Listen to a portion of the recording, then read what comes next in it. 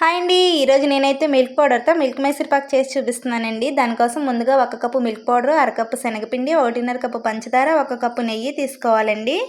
1.5 cup పంచదారని 1/2 cup water వేసుకొని సన్నని మంట మీద తీగపాకం వచ్చే వరకు ఉడికించుకోవాలండి.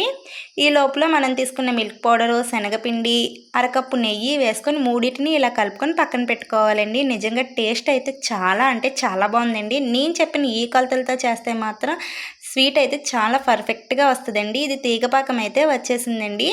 మనం ముందుగా కలిపి పెట్టుకున్న మిశ్రమాన్ని అయితే కొంచెం కొంచెంగా వేసుకుంటూ కలుపుకోవాలండి. ఇది కొంచెం దగ్గర పడి ఇలా ఉండలాగా అవ్వాలండి. తర్వాత మిగిలిన నెయ్యిని కూడా యాడ్ చేసుకోవాలండి. నిజంగా స్వీట్ షాప్ టేస్ట్కి ఏం మాత్రం తీసుకోలేదండి.